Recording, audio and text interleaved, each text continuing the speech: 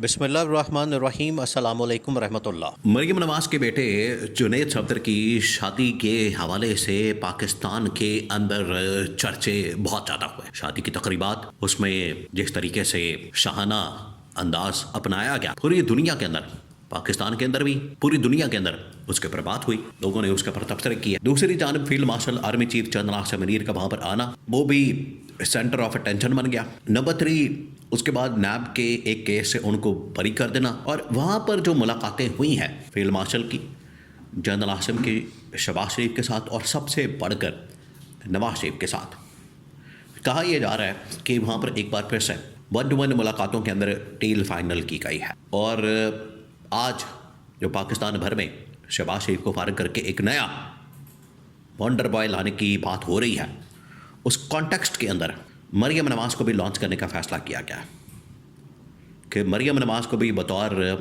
वज़ीर-ए-आज़म एक उम्मीदवार के तौर पर, कैंडिडेट के तौर पर लाइन में रखा जाए, उन्हें भी इस लिस्ट में शामिल किया जाए।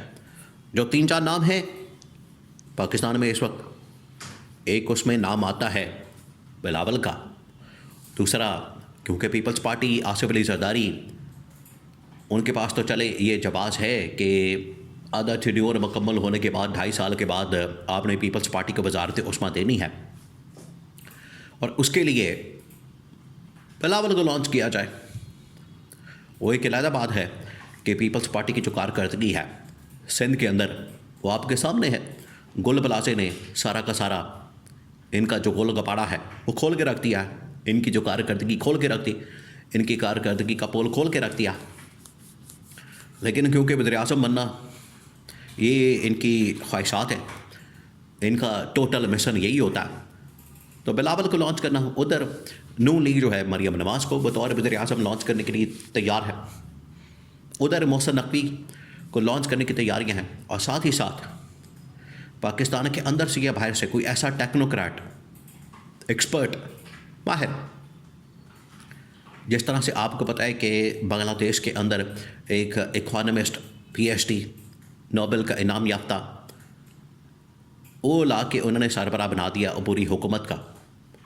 हुआ वैसे उससे कुछ नहीं, चली उससे कोई गवर्नमेंट नहीं, ना इकॉनमी उसने बेहतर की। तो उस किस्म का बंदा जो है पाकिस्तान के ऊपर ला के बिठा दिया जाए, और वो मुल्क चाहे इकॉनमी चलाए, वो मुल्क को आगे लेकर जाए।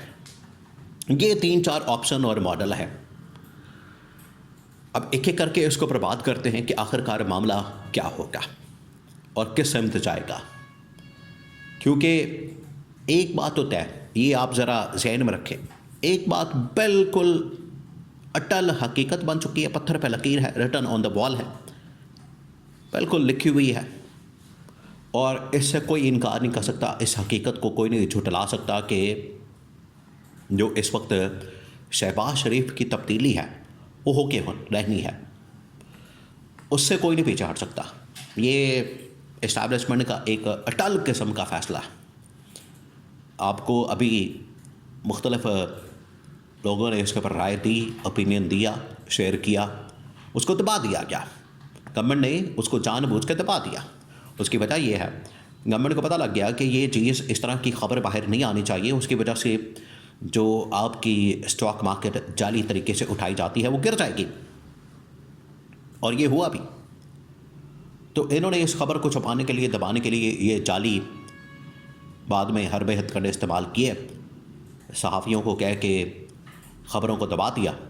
लेकिन अपनी जगह पर यह हकीकत मौजूद है कि शहबाज शरीफ की तब्दीली का फ़ैसला हो चुका है, और लास्ट जो बिल्कुल डेडलाइन है, अल्टीमेटम है अगले 2 से 4 महीने का, या आप समझ रहे हैं कि लास्ट बजट पेश करने का इनको बिल्कुल फाइनल डेडलाइन दे दी गई है, और वो 2-4 महीने बाद मई में, जून में इसको पेश कर दिया जाएगा बजट को। ये लास्ट इनके पास वार्निंग है। अब आ जाए, तब्दीली होनी है, छुट्टी होनी है शहबाज शरीफ की, तो उसकी जगह नया वज़ीर-ए-आज़म लाना है। उसके लिए पहले जो उम्मीदवार लॉन्च किया गया अभी चंद दिन पहले, ऐवान सदर से वज़ीर-ए-आज़म के तौर पर बतौर वज़ीर-ए-आज़म उम्मीदवार बिलावल को लॉन्च किया गया। बिलावल ने आके कहानियाँ सुनाई, डाटा पेश किया, रिकॉर्ड, अदाद शुमार, स्टैट्स, ये कहानी वो कहानी, 24 घंटे नहीं गुजरे, 2 दिन नहीं गुजरे कि ये सिंध की गवर्नमेंट का पोल खुल गया, सिंध की इंतज़ामिया का, उनकी मशीनरी का, जब वहाँ पर गुल प्लाजे के अंदर आग लगती है। ये इनकी टोटल कारकर्दगी है, वो टोटल औकात, इनका लॉन्चिंग, इनका सारा जो डाटा रिकॉर्ड, उसके ऊपर आग लग गई। ये आग असल में गुल प्लाजे के अंदर नहीं लगी, ये आग सिंध गवर्नमेंट के ऊपर, इनकी लॉन्चिंग के ऊपर, इनकी कारकर्दगी के ऊपर उसने जलाकर राख कर दिया है। अब आवाम को समझ जाना चाहिए, इनको अंदाज़ा हो जाना चाहिए कि ये है इनकी टोटल औकात, ये है इनकी कारकर्दगी, ये है इनकी परफॉर्मेंस पिछले 40-50 सालों की। तो बिलावल की जो लॉन्चिंग है वो तो फारिग हो गई, वो तो बढ़ गई। उधर आ जाए मरियम नवाज़ की जो लॉन्चिंग है बतौर वज़ीर आज़म के तौर पर, ये वहाँ जो मुलाकात हुई है, वहाँ जो मीटिंग हुई है, उसके अंदर नवाज़ शरीफ ने मरियम नवाज़ को नेक्स्ट प्राइम मिनिस्टर के कैंडिडेट के तौर पर लॉन्च करने के लिए जनरल आसिम के सामने सीवी रख दी है कि अगली वज़ीर आज़म के लिए मरियम नवाज़ को लिस्ट किया जाए, उनका नाम जो है उसमें शामिल किया जाए और उनको मुंतखब किया जाए, उनका नाम जो है वो उसमें शामिल किया जाए और कंसिडर किया जाए। तो उसके लिए पहला जो उन्हें तोहफ़ा दिया गया, क्लीन चिट दी गई। आप समझें कि इसके लिए ये इंडिकेशन दिया गया।